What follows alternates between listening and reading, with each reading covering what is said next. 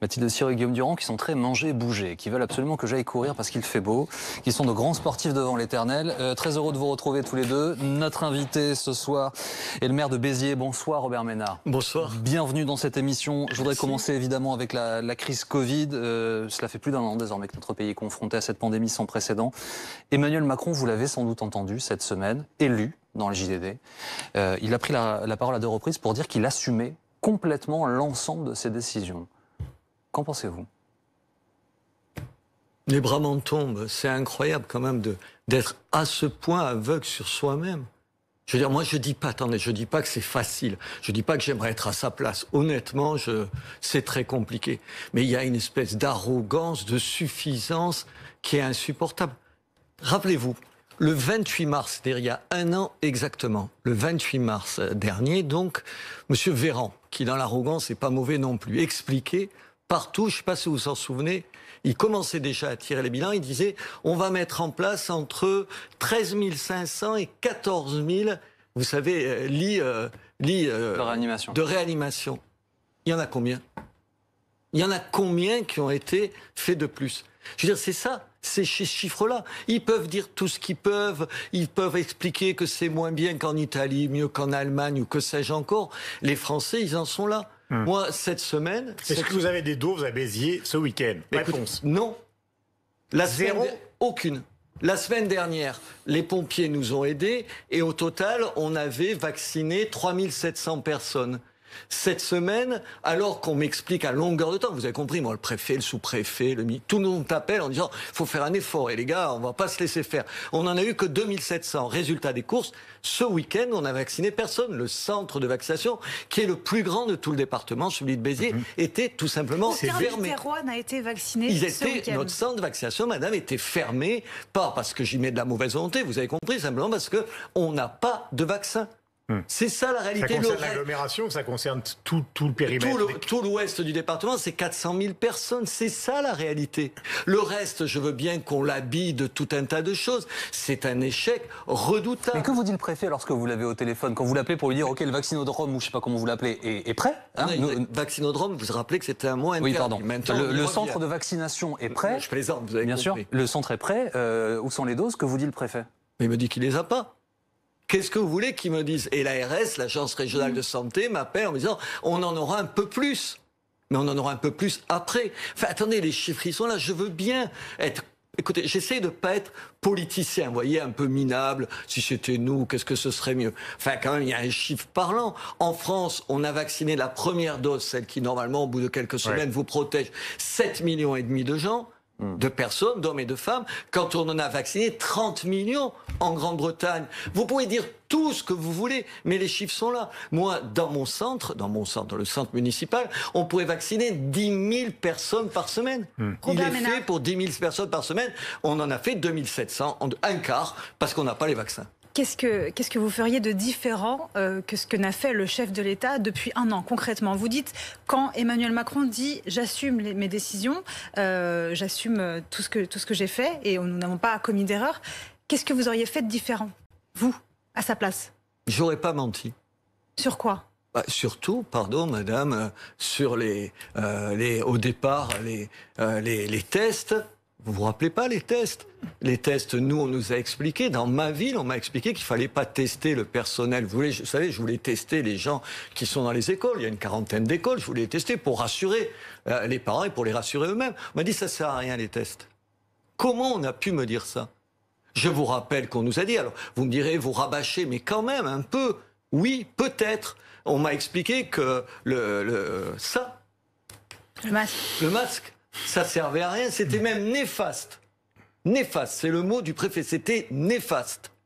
Et maintenant, on m'explique que la seule solution, c'est de vacciner les gens. Je crois, attendez, moi, je ne suis pas médecin, je ne suis pas prix Nobel et je ne suis pas donneur de leçons. Simplement, madame, on m'a expliqué depuis des semaines, comme à vous, comme à nous tous, que la seule solution, c'était les vaccins.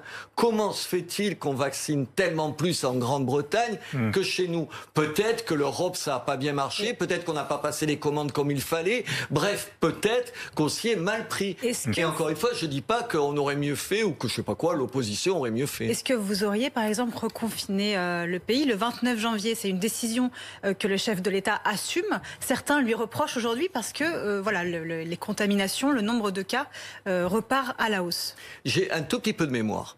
Il nous expliquait à ce moment-là, il vous l'a expliqué à nous tous, vous vous rappelez que c'était non, contrairement à ce que disaient un certain nombre de spécialistes, en février, il n'y aurait pas d'explosion.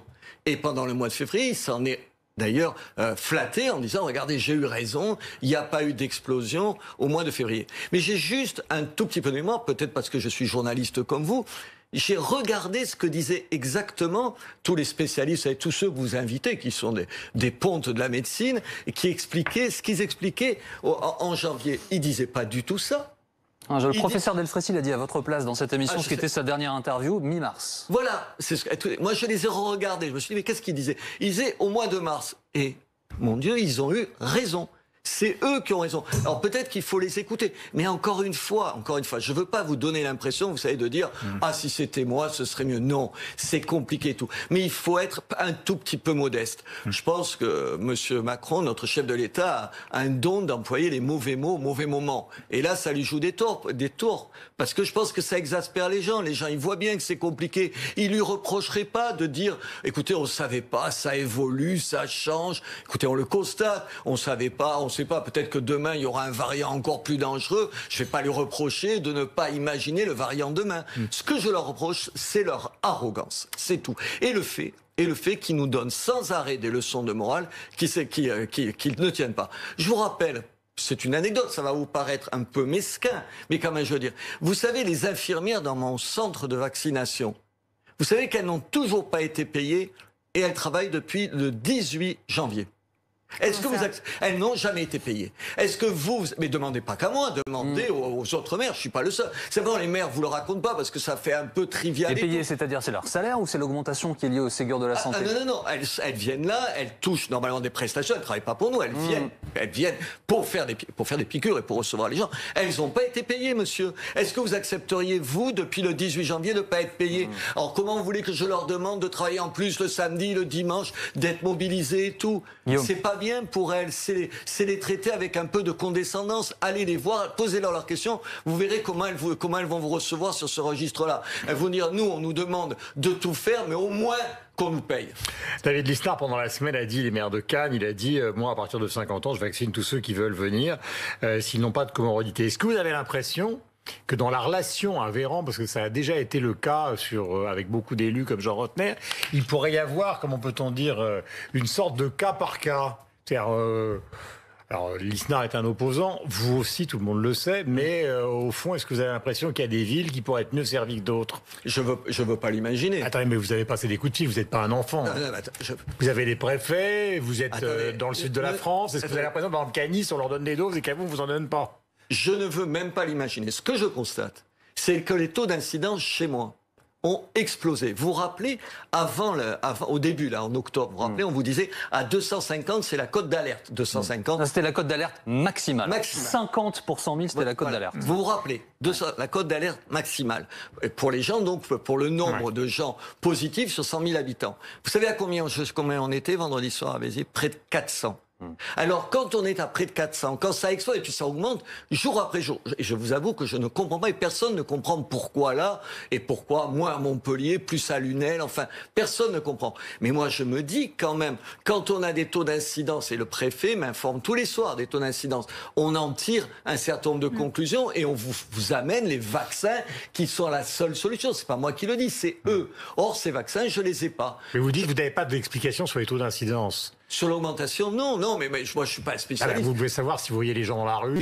Non, et je vous jure, ils sont plutôt... C'est pas les images que j'ai vues tout à l'heure sur Paris. D'abord, il y a moins de gens, évidemment. On n'est pas sur les quais de Seine. Et les gens, globalement, ils respectent. Ceux qui respectent pas, vous savez, c'est toujours les mêmes le soir. C'est les types que la police connaît par ailleurs pour tout un tas de choses. Les gens comme vous et moi, ils respectent. Ils le portent alors plus ou moins bien, mais ils respectent. Non, je n'ai aucune explication. Et quand je la demande à l'ARS, à l'Agence régionale de santé, ou au patron du centre hospitalier de Béziers, il n'a pas plus d'explication que moi.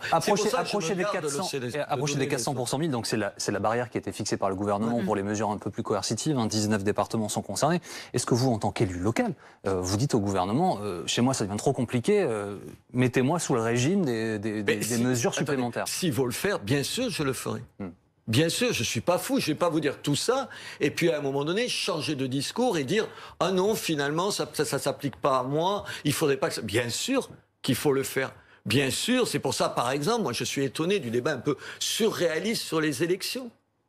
Attendez, faut-il ou pas tenir les régionales en juin? Enfin non, j'entends parce que je vois autour de moi, la classe politique, parce qu'autant vous dire, dans la rue, personne ne me parle des élections. J'ai jamais vu quelqu'un... Vous êtes pour le report ou pas, vous?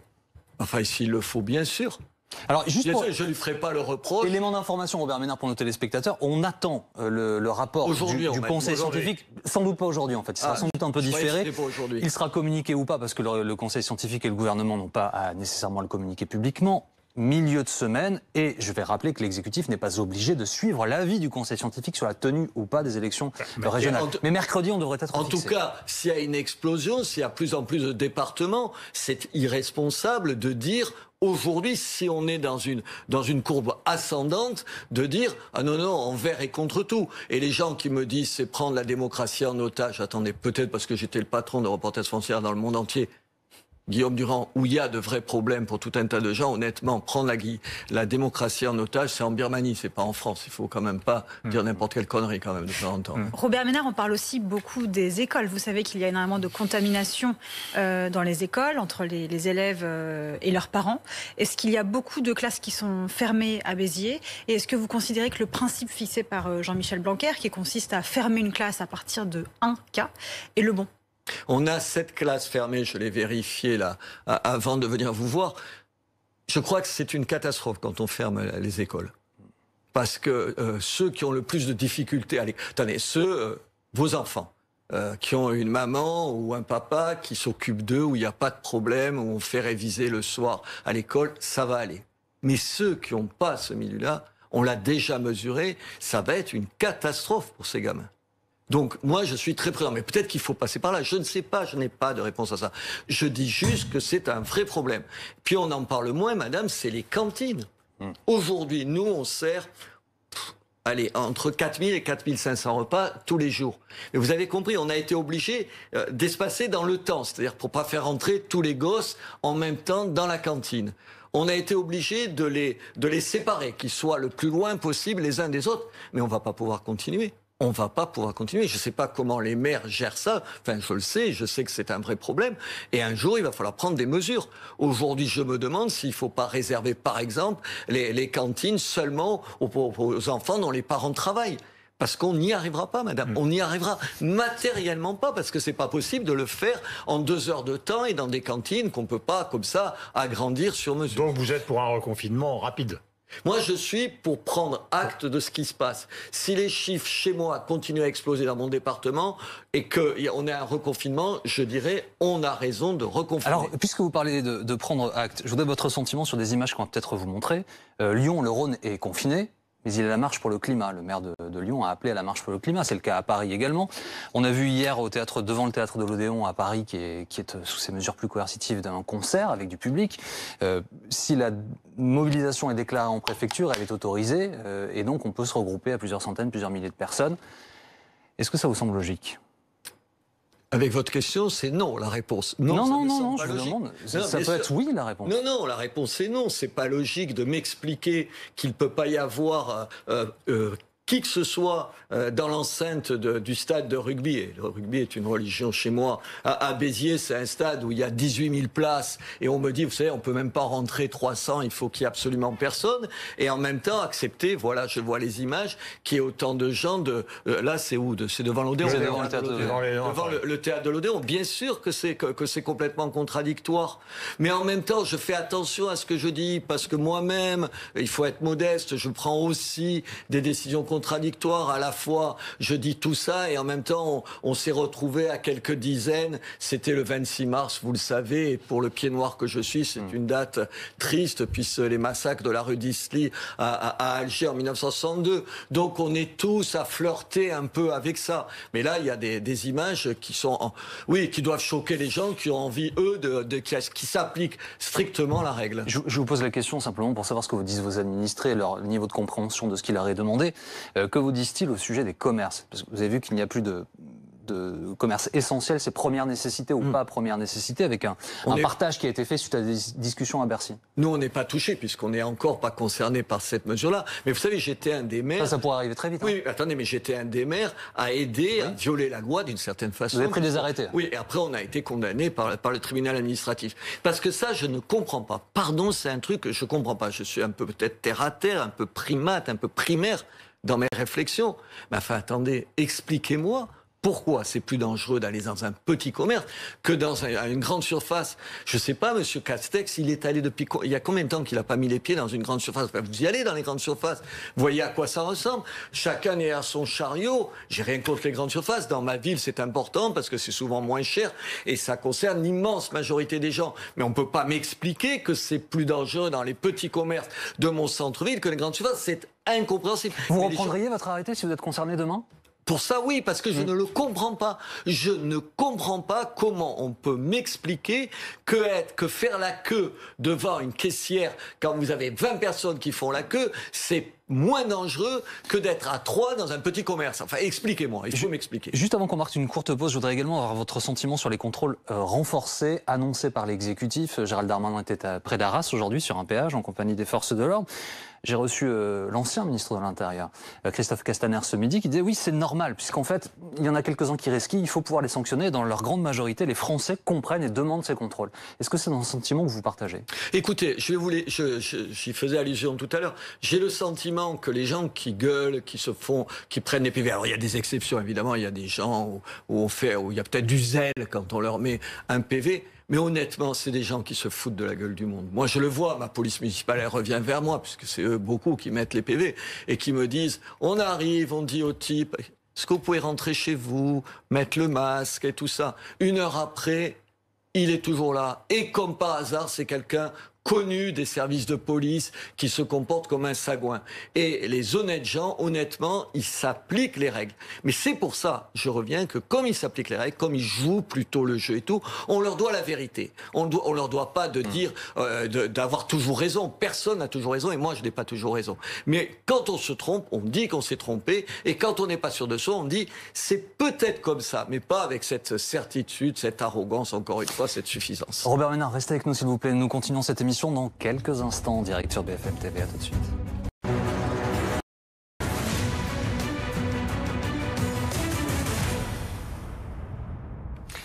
La suite de BFM TVSD à 18h30 avec Mathilde Siro, Guillaume Durand. Nous recevons le maire de Béziers, Robert Ménard. Robert Ménard, avez-vous entendu Audrey Pulvar sur BFM TV ce week-end? Oui. Candidate socialiste à l'élection régionale en Ile-de-France. Nous allons l'écouter. Elle a créé une polémique, il faut dire les choses, avec cette déclaration-là. Si il se trouve que vient à cet atelier une femme blanche, un homme blanc, etc., ben, j'aurais tendance à dire qu'il n'est pas question de le ou la jeter dehors. En revanche, on peut lui demander de se taire. On peut lui demander d'être spectatrice ou spectateur silencieux. On peut lui demander de se taire? Oui, je pense que oui. Parce que pour le coup, moi, je ne dis pas qu'il faille qu'il soit, il ou elle, interdit d'entrer. Mais au moins qu'il se taise et qu'il laisse parler les personnes, il ou elle se taise et laisse parler les personnes les plus concernées. La réunion non mixte, c'est le sujet de cet échange, évidemment, avec comme propos liminaire le fait que parfois on tient des réunions, pas forcément racialisées, mais de victimes ou de femmes ou d'hommes pour libérer la parole et encourager les victimes à parler. Ça, c'est le thème de la conversation. Est-ce que vous trouvez qu'il y a matière à polémique, vous? Est-ce que ça vous choque? Ah ouais, ça me choque pas. Elle est discréditée à jamais. Vous savez, je la connais bien parce qu'on était dans la même télévision, un derrière l'autre, pendant plusieurs années. Elle est intelligente, cette fille. Mais c'est invraisemblable, cette espèce de dérive qui est pas que la sienne, qui est toute une partie de la gauche. Je veux dire, imaginez une seule seconde, imaginez que je vous dise ici, finalement, dans un certain nombre de quartiers de ma ville, oui, peut-être que les Arabes et les Noirs peuvent venir à une réunion, mais il vaudrait mieux qu'ils ne parlent pas. Et qu'est-ce que vous diriez de moi? Elle tient des propos au sens propre, racistes. C'est des propos racistes. Et c'est incroyable, c'est-à-dire c'est des gens qui se sont construits dans l'antiracisme et qui aujourd'hui ne nous parlent que de ça à longueur de temps. À longueur de temps, ils n'ont que ça à la bouche. Qu'est-ce que ça veut dire des gens blancs? Moi, je vous parle, ou je vous parle à vous parce que vous êtes blanc, jaune ou rouge. Non, vous n'êtes pas défini par ça. Enfin, c'est ce que j'ai appris, moi, à l'école, et ce qui fait que je suis de ce pays et que j'aime ce pays, c'est qu'on ne juge pas les gens là-dessus. C'est pas un critère, la couleur de peau. Et maintenant, ils nous ont sorti ça à longueur de temps. Elle est comme toute une partie de gens. Non, je crois qu'elle se discrédite définitivement. Et elle n'a pas, pardon madame, et elle n'a pas l'excuse d'être une imbécile. Parce qu'elle ne l'est pas. Elle n'a pas l'excuse d'être, je sais pas, inculte. Parce qu'elle ne l'est pas. Elle n'a, elle, aucune excuse. Aucune. La biographe de Freud, Elisabeth Roudinesco, vient d'écrire un livre sur ce thème dont tout le monde parle. Et ce livre renvoie justement dos à dos cette manière de présenter, disons, l'identité comme quelque chose de fondamental à la position de l'extrême droite et à la position du Front National, qui justement a mis en avant pendant très très longtemps l'idée qu'il pouvait y avoir une préférence nationale, voire une préférence qui soit liée justement à l'identité, à la couleur, etc., etc. Donc est-ce qu'il n'y a pas boulevard Marine Le Pen une sorte de même combat idéologique, quoi? C'est-à-dire chacun sur soi. Moi, je ne vais pas vous dire qu'à l'extrême droite, il n'y a pas des gens racistes. Je ne suis pas assez crétin pour vous répondre ça. Évidemment qu'il y a. Oui, mais sur le fond, qui a commencé à dire chacun chez soi? Qui a commencé à parler du grand remplacement? Moi, je ne défends pas ce qu'elle raconte. Je suis pas du tout d'accord avec ce qu'elle dit. J'ai bien compris que vous ne défendiez pas ça. Je ne crois pas que ce soit la même chose, honnêtement. Moi, je ne suis pas au Rassemblement national. J'ai toutes les libertés par rapport à ce qu'il dit. Vous allez voter pour Marine Le Pen au premier tour, quand même. Comment? Vous allez voter pour Marine Le Pen au premier tour, si tu te présentes. Qu'est-ce que vous en savez? Ça se voit sur votre tête. Non, je plaisante. Ah, mais ça, je ne savais pas. Non, c'est un nouveau jugement aux faciès. Vous savez pourquoi je vous dis ça? Non, parce que je vous ai répondu ironiquement, parce que vous m'avez dit à la radio, vous alliez le faire. Donc je me dis que. Non, à la télé... Au deuxième tour, je vous ai dit, si j'avais le choix entre Macron j'ai fait une plaisanterie, parce que je me disais que c'était quand même assez bizarre que tout d'un coup, à la télé, vous ne disiez pas ce que vous avez dit à la radio. Non, je ne vous ai pas dit ça. Comme vous avez un peu de mémoire et que vous êtes comme la journaliste dont on vient de parler, vous êtes tous sauf un imbécile, faites-moi grâce de ne pas dire, alors que vous m'avez eu une semaine, quelque chose que je n'ai pas dit. Je vous ai dit exactement, et je continue à le dire, que si j'avais le choix entre deuxième tour, entre Marine Le Pen et monsieur Macron, je n'hésiterais pas un dixième de seconde à mettre un bulletin de Marine Le Pen dans l'urne. Voilà, donc... Et ce premier tour, alors? Premier tour, il y aura peut-être d'autres gens que Marine Le Pen. Qu'est-ce que vous en savez? Non, mais bien sûr, mais je vous pose la question à vous, parce que vous êtes invité. Comment? Je ne sais pas, il y aura peut-être d'autres gens, il y a des gens qui se tâtent, je ne sais pas, il y a un Éric Zemmour qui l'envisage. Vous pourriez voter Éric Zemmour? Moi, je suis très ami avec Éric Zemmour, très ami avec Éric Zemmour. Non, mais être ami et voter, oui, c'est différent. Est-ce que vous l'encouragez à se présenter, par exemple? J'en parle régulièrement avec lui, mais je crois... Mais on est loin de la question que vous m'aviez posée. Non, mais alors, en un sens, vous y revenez. Et évidemment, je suis obligé de vous poser cette question. Je vais finir. Tout ça est lié, pardonnez-moi, mais ce qu'a dit Audrey Pulvar est totalement lié à la situation politique générale. Oui, non, mais attendez, d'accord. Non, mais je disais ça pour pas vous donner l'impression de ne pas répondre à votre question. Voilà. Donc, vous me posez plusieurs questions. Pardon pour l'ironie. Maintenant, rentrons vite du gilet. Donc, très bien. Mais vous voyez, vous êtes mieux que Macron. Vous vous excusez quand vous dites une bêtise. Non, Éric Zemmour, je discute avec lui, je pense qu'il est un journaliste hors pair, un débatteur formidable, un polémiste de talent. Est-ce que ça en fait un candidat crédible à l'élection présidentielle? C'est une autre paire de manches. Est-ce qu'il aurait les moyens de porter une campagne, les réseaux, l'argent, les élus? Non, je pense que c'est pas acquis du tout. C'est pas acquis. Mais est-ce que tout à l'heure vous parliez de discrédit au sujet d'Audrey Pulvar avec les propos qu'on vient d'entendre? Éric Zemmour, il était condamné par la justice en raison de ses propos. Ça n'est pas une mince affaire. Être condamné à cause de ce que l'on dit. Est-ce que ça ne le discrédite pas, du coup, pour reprendre faire une analogie avec ce que vous disiez au sujet d'Audrey Pulvar? Je pense que c'est un élément qui doit peser dans sa tête aussi. Moi, j'ai jamais été condamné pour des choses comme ça. Je pense qu'il y a des formules de polémistes qu'on peut employer comme ça dans un débat et qu'on devrait regretter quand ils vont plus loin que ce que vous pensez. Oui, absolument, absolument. Je suis d'accord avec vous. Il y a des propos qui pèsent sur l'avenir. En même temps, je suis pas d'accord avec vous, Guillaume Durand. Donc, je reviens à la question que vous me posiez, parce que je ne pense pas que c'est exactement la même chose de dire qu'il ne faut pas de blanc lors d'une réunion et de dire, par exemple, que l'immigration sans contrôle, c'est un problème dans notre pays. Ça, tout à fait d'accord. Ce n'est pas la même chose que de dire aujourd'hui, pour aller un peu... Mais moi, je parlais de concept, d'identité. Mais moi, je continue dans les choses, parce qu'à un moment donné, vous verrez que ça va vous choquer. Donc là, vous me dites, oui, c'est pas la même chose de dire que, par exemple, un certain nombre de gens qui arrivent en France et qui bénéficient immédiatement d'un certain nombre d'allocations, de logement, d'allocations familiales, c'est pas normal. Dans tout un tas de pays européens, ça se fait pas, qu'il faut un certain nombre d'années. Oui, et attendez, vous pouvez être condamné pour ça. Est-ce qu'on a le droit de dire que, par exemple, on est pour les statistiques ethniques? Moi, je suis pour les statistiques ethniques, pas pour montrer du doigt telle ou telle personne. Et des quotas? Vous voulez des quotas d'immigration? C'est interdit en France, évidemment. Oui, attendez, mais je sais bien. Je le rappelle, je fais mon boulot, je rappelle les choses. C'est autorisé aux États-Unis et en Grande-Bretagne, que je sache, c'est pas des dictatures ni l'une ni l'autre. C'est une façon de mesurer l'état des choses et de combattre l'état des choses. Mais en France, on est des faux culs de première, comme ça, on parle pas des choses sous le tapis, la poussière, et comme ça, on sait pas. Il n'y a pas de problème. Le problème, un jour, il te saute à la gorge. Il y a une autre polémique dans l'actualité de ces dernières heures. Le patron d'Europe Écologie Les Verts, Julien Bayou, qui annonce qu'il va porter plainte en diffamation contre Gérald Darmanin et Marlène Schiappa. Je vais resituer les choses pour nos téléspectateurs. Il s'agit du financement, l'origine du problème de la mosquée de Strasbourg. La maire de Strasbourg, là, on va rappeler le contexte général, le concordat s'applique là-bas, ce qui veut dire qu'il n'y a pas la même loi sur la séparation de l'Église et de l'État. 10%, c'est la hauteur du financement de la municipalité, comme pour d'autres ouvrages. Maximum, pour d'autres ouvrages religieux. Sauf que l'association turque qui se trouve derrière ce projet a refusé de paraffer, de signer la charte de l'islam de France. Du coup, Gérald Darmanin estime qu'il y a un financement d'une ingérence étrangère sur le sol français.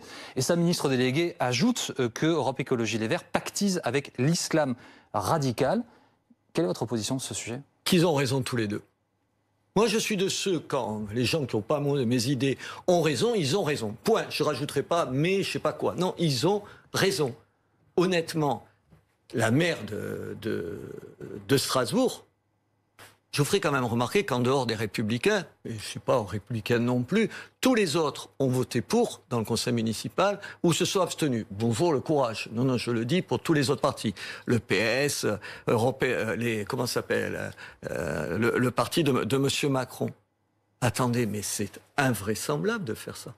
C'est pas parce qu'il y a le concordat que tu es obligé de le faire. Et tu n'es pas obligé de le faire à ce montant-là. Et vous le disiez, c'est pas n'importe qui qu'elle aide. C'est des gens qui sont les amis des frères musulmans, qui se réclament des amis des frères musulmans. C'est des gens qui n'ont pas signé la charte sur l'islam de France. C'est des gens qui sont proches de M. Erdogan. Pourquoi est-ce que vous dites bonjour le courage, mais pourquoi est-ce qu'ils ne votent pas contre, selon vous? Mais c'est dégueulasse de ne pas voter contre. Mais pour quelle raison? Mais par lâcheté, par électoralisme, parce qu'il y a une forte communauté turque. C'est aussi con que ça. Vous allez chercher des explications philosophiques. Il y a tout un tas d'élus. Attendez. Moi, je ne cherche pas d'explications philosophiques. Je pose une question. Vous, évidemment, vous avez bien compris que ce n'est pas vous dont je parle. De gauche comme de droite. Comment? Je dis c'est pas un défaut de chercher des explications philosophiques. Ouais, non, mais là, en l'occurrence, c'est à ras le sol. C'est à des fortes communautés turques, tu vas dans le sens de la communauté turque. Et tu dis oui à ces gens-là, de droite comme de gauche. Attendez, en ce moment, il y a 3 autres communes dans la région parisienne où la même association est en train de faire, vous savez, des mosquées cathédrales aussi importantes que ça. Là, le conseil régional va être saisi d'une demande de subvention. Je vous propose de suivre ce qu'ils feront au conseil régional. Le conseil, alors c'est pas un département parce que maintenant c'est un nouveau système en Alsace, mais l'équivalent du département va être saisi d'une demande de subvention de la même association pour la même mosquée. Qu'est-ce qu'ils vont faire? Vous savez ce qu'ils sont ces gens-là? Ils sont même pas les idiots utiles de l'islamisme. Ils sont même pas les idiots. Ils sont les porteurs de valises. Ils sont les supplétifs. Ils se feront manger par eux. Je vous rappelle juste, à Strasbourg, lors de ce même conseil municipal, ils ont refusé de voter une motion condamnant l'antisémitisme. Dans cette même ville de Strasbourg, je ne parle pas des habitants de Strasbourg, je parle dans cette ville. Sciences Po, vous avez vu Sciences Po Strasbourg, qu'est-ce qu'ils ont fait? Ils ont refusé de donner le nom de Samuel Paty. Vous savez, chaque année, les promotions à un nom. Pas Samuel Paty, ah non, pas Samuel Paty. Mais qu'est-ce que ça veut dire? Ça veut dire quoi? Ça veut dire que d'une certaine façon, c'est des traîtres à ce pays, honnêtement. Vous savez bien Julien que... Bayou. Tous les gens qui font ça. Et les écologistes, c'est comme Audrey Pulvar, parce qu'elle est plus journaliste, elle est candidate. C'est pire que les pires des vieux politiciens. Ils devaient faire de la politique différemment, ces gens, parce qu'ils viennent de la société civile. Audrey Pulvar, elle fait la pire des politiques. Elle flatte les gens parce qu'elle pense quoi? Qu'elle va grappiller 3 voix de plus au régional.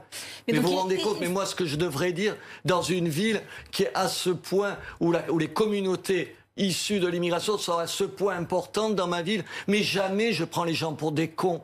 Jamais je les méprise assez pour flatter le communautarisme. Ça les empêche pas de voter. Pour moi, ils étaient près de 70% en dernière municipale dans une ville où l'immense majorité des enfants dans mes écoles sont issus de l'immigration. Mais je les trompe pas, je me moque pas d'eux.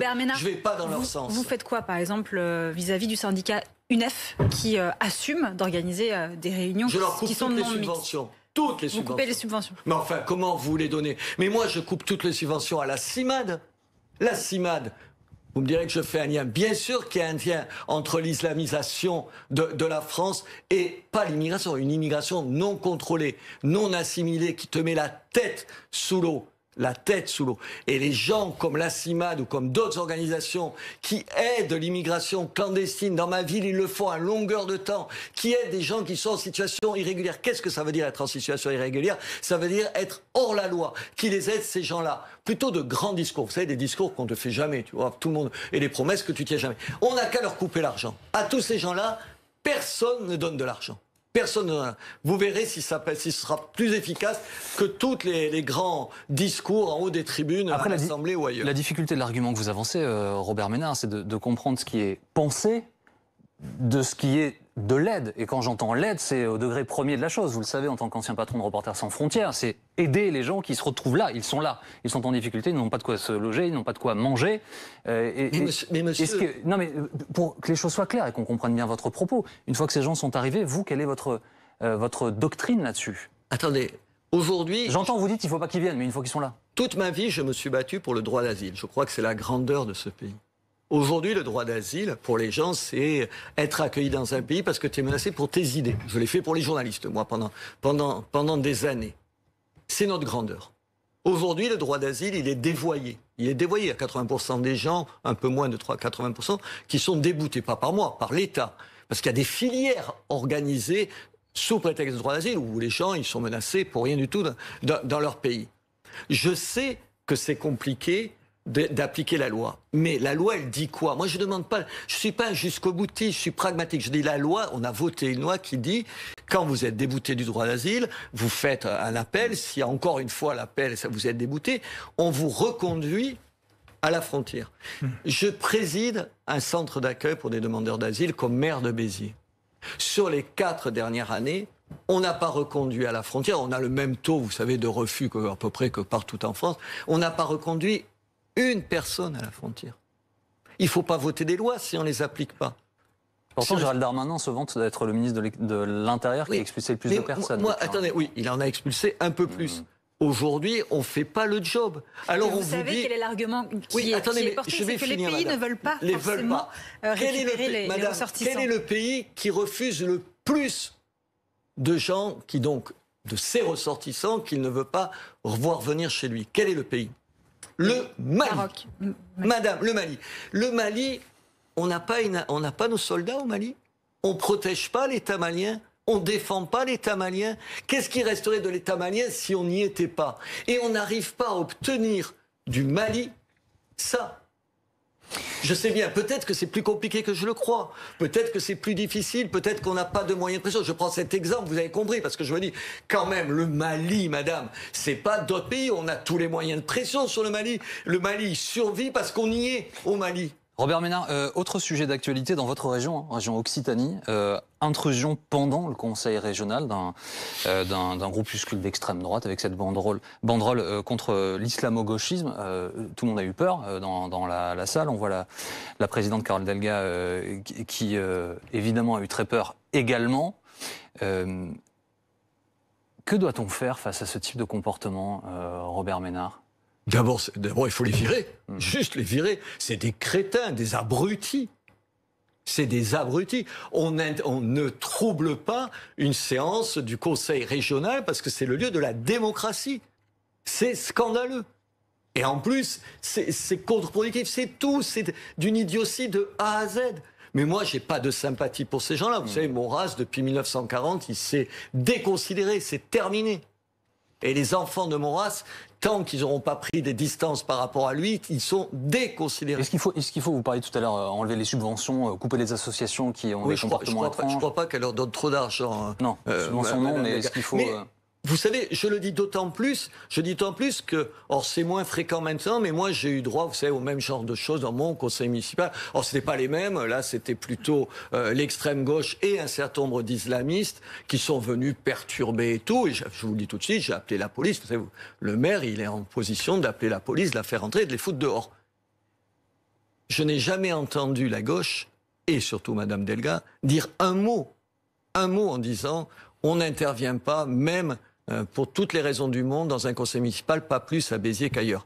Alors que moi, immédiatement, j'ai dénoncé ça parce que je n'ai rien de commun avec ces gens-là et je ne me sens pas concerné. Et je suis du côté de Mme Delga et de M. Macron, puisqu'il lui a apporté son soutien, quand il condamne des actes comme ça.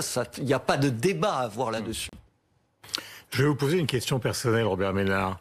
Je me souviens que le début de votre famille, c'était des Républicains contre Napoléon III. Votre père, lui, il était OAS en Algérie. Vous avez été un militant d'extrême gauche. C'est comme ça que vous avez abouti, d'ailleurs, à Reporters sans frontières. Maintenant, vous dites qu'au deuxième tour, vous allez voter pour Marine Le Pen. Qu'est-ce qui s'est passé, j'allais dire, dans la vie de la famille Ménard pour qu'on passe, justement...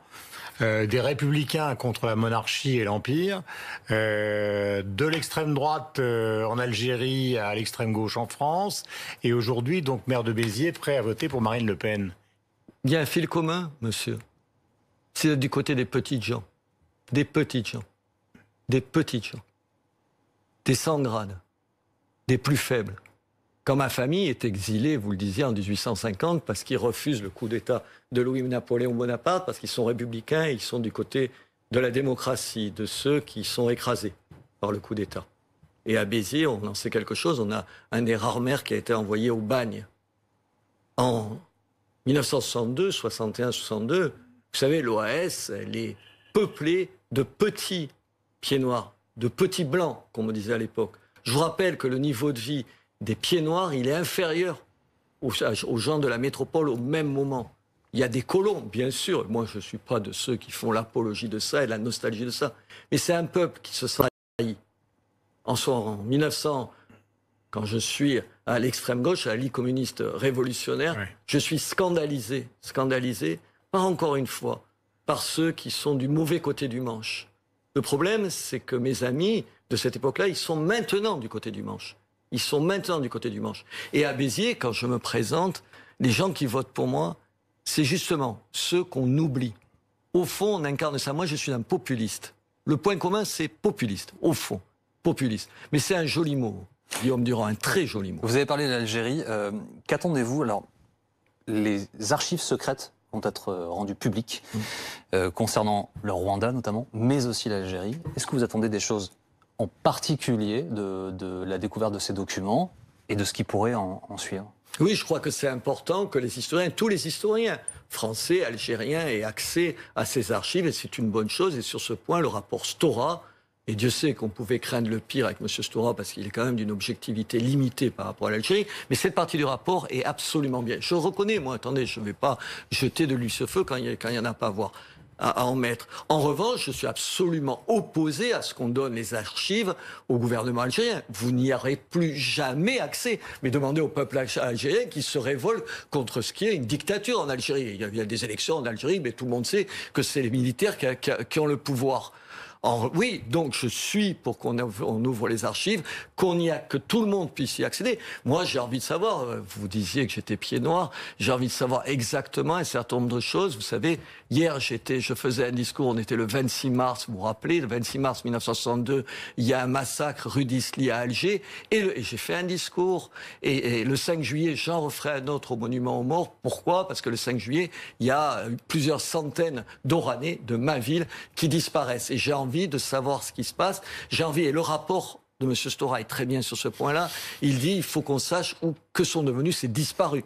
C'est disparu. C'est la pire des choses. Quand je vous rappelle, quand j'étais à Reporters Frontières, vous savez, être tué, quand c'est votre mari ou votre femme qui est tué, c'est terrible. Mais quand elle a disparu, c'est une douleur indicible. Moi, j'ai rencontré des gens, des familles pieds noirs qui me disaient que des années après, à la sonnette, ils attendaient encore, vous savez, le retour de quelqu'un. C'est terrible, ça.